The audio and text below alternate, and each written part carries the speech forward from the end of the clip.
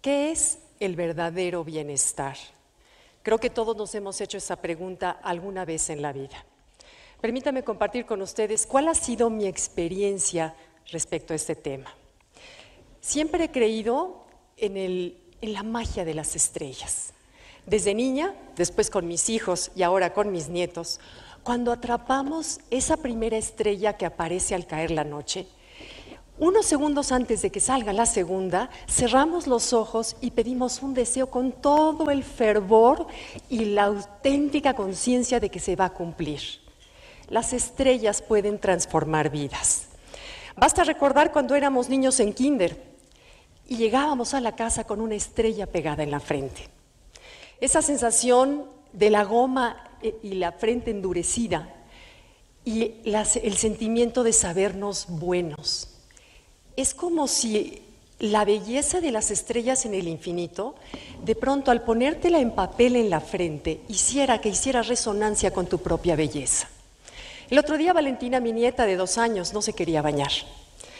Esta tarde había llegado del kinder con una estrella en la frente y le decía a su mamá: mamá, es que se me va a caer. Y eso me recordó cuando yo también era niña y te quería que esa sensación de la estrella puesta en la frente durara para siempre. No duró para siempre, solo fue en el kinder. Porque una vez que entré a primaria, fui pésima en los estudios, pero bueno, de hecho, la última o penúltima de mi salón de clases. Fui pésima para los deportes. Bueno, fui pésima hasta para entregar esos mantelitos del Día de las Madres que había que hacer el 10 de mayo. Siempre era la última en entregarlo.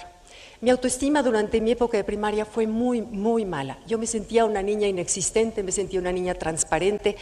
Y lo que me acabó de dar la estocada fue cuando a final de quinto de primaria me entregan mi boleta de calificación y veo que está cruzado en rojo un letrero a lo largo de toda de la boleta que decía reprobada. Sentí una enorme vergüenza de ser la única de mi salón que me quedaba.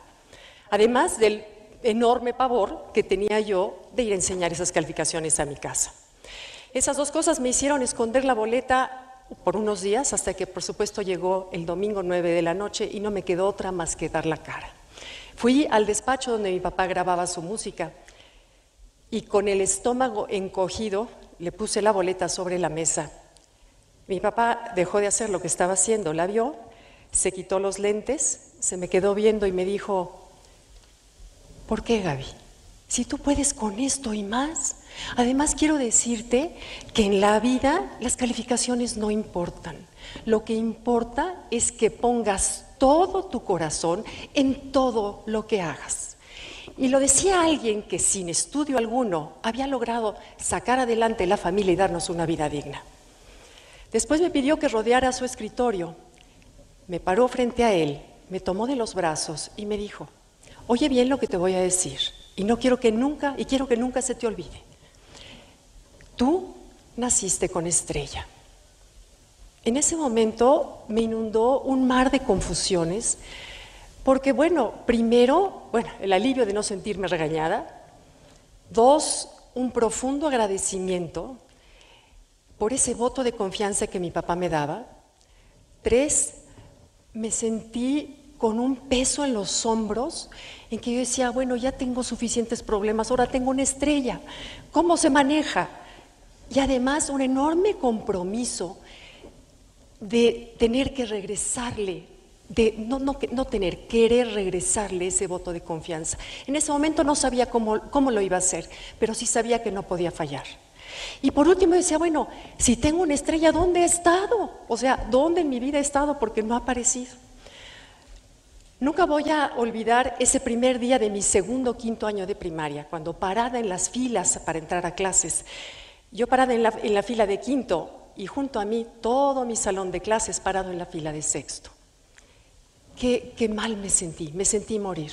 Y en ese momento me acordé de la estrella de palabras que mi papá me había puesto hace mucho en la frente. Hace unos meses, había sido unas semanas en la frente.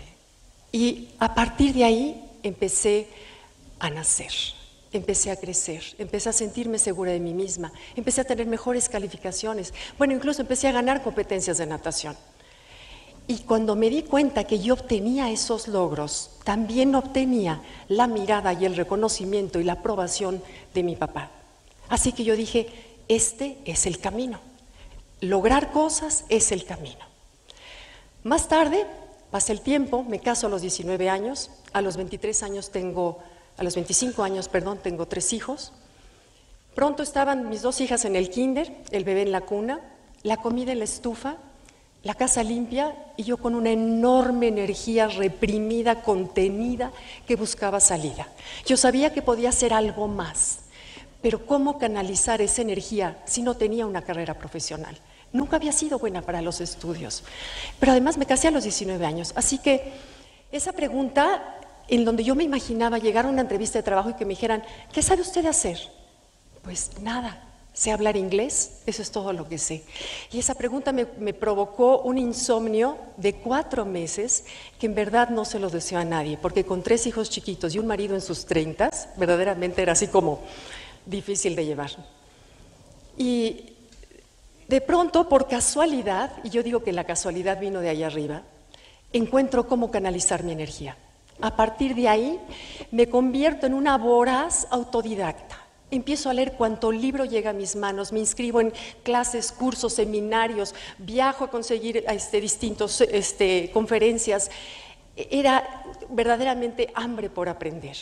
Y convierto mi carrera en una forma de lograr, de mostrar, de conseguir mi propio respeto, pero sobre todo para seguir abonando en esa cuenta de débito que yo tenía con mi papá. Y el éxito parecía ser la respuesta y la solución, así que me dediqué a conseguirlo. Durante todos mis 20s, mis 30s y parte de mis 40s estaba yo tan ocupada que no tenía tiempo ni de voltear a verme. El tener la agenda llena servía como un Valium para las emociones, además de que me hacía sentir importante y la adrenalina me hacía sentir viva. Y yo decía, valgo por lo que hago. Y por supuesto, me llevó esto a convertirme en trabajo adicta, adicción de la cual todavía estoy en proceso de recuperación. Y ese ser trabajo adicta, en un momento de mi vida, durante ese tiempo, escribí 10 libros en 10 años, escribía al mismo tiempo en periódicos, en revistas, trabajaba en radio, hacía cápsulas para televisión, viajaba por lo menos 2 o 3 veces a la semana dando conferencias en distintos estados de la República, además, por supuesto, de llevar mi casa, mi esposo, mis hijos. Y ese agotamiento que yo tenía, ese verdaderamente decir ya no puedo, yo lo veía como la forma de sentirme bien y de corresponder de alguna manera a esa estrella que mi papá algún día me había pronosticado. Yo decía, esto es lo que se debe de hacer. Qué equivocada estaba. La vida no se tardó en tomarme de los hombros y darme una fuerte sacudida. Ocurrió la muerte de 2 personas que yo pensé invencibles y inmortales. Primero, Pachela, una de mis mejores amigas en sus 45 años, muere de un accidente. Una mujer que era perfecta en todo. Al poco tiempo, mi hermano Adrián, de 41 años, muere en otro accidente. Mi hermano menor, el hermano con el que todos más nos identificábamos, nos divertíamos, nos reíamos. Y de pronto esas 2 muertes me hicieron darme un frentazo en la pared, así. Y aprendí muchas cosas. Primero me di cuenta de lo definitiva y no negociable que es la muerte. Esos momentos de convivencia felices que yo creía que iban a ser para siempre, se habían ido. Eso verdaderamente decía, ¿cómo? No está. ¡Pum! Se fue.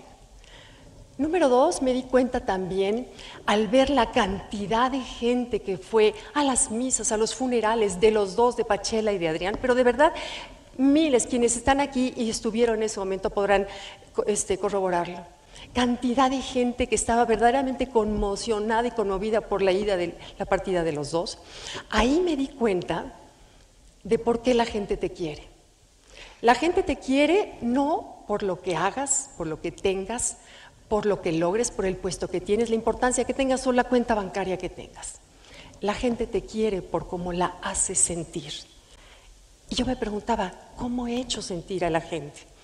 Y ante eso, también el éxito de pronto cobró un enorme signo de interrogación. Frente a la muerte, ¿de qué sirve esto? ¿De qué sirve este afán de construir una fachada? ¿De qué sirve? Qué cierto es aquella frase que dice que hay que repartir invitaciones a nuestro funeral. Yo no había repartido invitaciones a mi funeral. Me acuerdo que estando en la misa de mi hermano, le digo a Ernesto, mi hermano, le dije, oye gordo, por favor, el día que yo me muera, traes acarreados, porque esto va a estar vacío, no va a venir nadie. Y me dice, ay, al mío también, prométeme. Pero en verdad sí fue como de pronto, yo había descuidado mis amigas, había descuidado tiempo con mi familia, había descuidado tiempo con mi esposo, con mis hijos, en aras del éxito. Ya es ahora de qué servía. Y por último me enfrenté también con algo que ha sido, yo creo que un punto de aprendizaje importante en mi vida. Me enfrenté que el dolor te lleva al sótano 3 de la oscuridad, en donde más solo y oscuro está, encuentras que hay una puerta de luz. Una puerta de luz que en el momento de abrirla encontraba una inexplicable paz y una inexplicable serenidad. Y me había dado cuenta que esa puerta nunca la hubiera encontrado allá arriba. Y ahí me di cuenta que era la primera vez que me visitaba. Y en ese momento dije, bueno, me acordé de esa metáfora que me pareció alguna vez que la leí perfecta, que es el Buda de Tailandia. Hace 50 años, un grupo de monjes budistas en Tailandia deciden mover un Buda de terracota porque estaba albergado dentro de un templo de 800 años de antigüedad que amenazaba con derruirse y destruir su Buda. Así que deciden meterle unas cuñas al Buda para trasladarlo. En el momento de hacerlo, se dieron cuenta que se agrietaba este Buda de terracota. Entonces lo dejaron para que los expertos al día siguiente les asesoraran cómo hacerlo bien. Pero uno de los monjes, movido por la curiosidad, tomó una linterna y a medianoche bajó a inspeccionar las grietas y se dio cuenta que un gran brillo cegador le daba de regreso al alumbrarlo.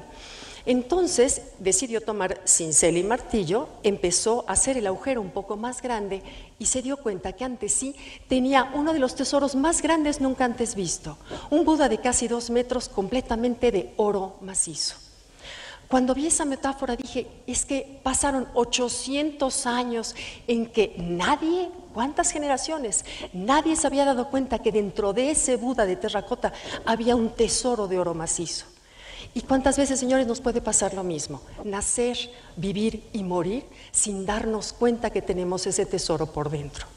Cuando pienso en los niños de hoy, cuando pienso en esos adultos, esa vida de adultos que tenemos hoy, en esa persecución de lo efímero, y cuando veo las estadísticas de la OMS donde nos dice que 121 millones de personas viven hoy con depresión, que más de 1 millón de personas se suicidan en el mundo, pienso que a lo mejor que quizá esas personas nunca tuvieron de niños alguien que los viera a los ojos, les pusiera una estrella en la frente y les dijera, creo en ti.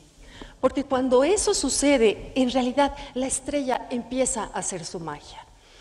Cuando tú a un niño lo ves a los ojos y le dices, creo en ti, empieza a suceder y a transformarse y a tomar en sentido la palabra namaste, esa palabra que tantas veces he dicho al término de mi yoga sin antes saber cuál era su sentido.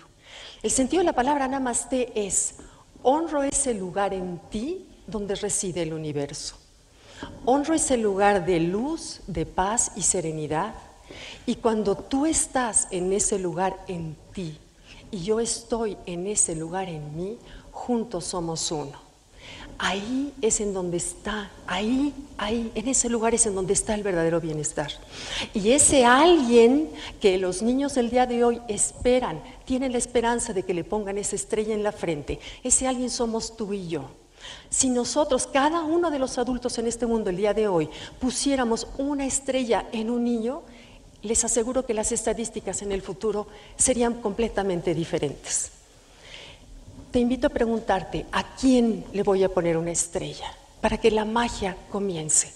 Yo por lo pronto me llevo el compromiso, adquiero el compromiso de ponerle una estrella en la frente a Valentina, mi nieta, que la acompañe por siempre, con la que se pueda bañar cuantas veces quiera, sin temor a perderla.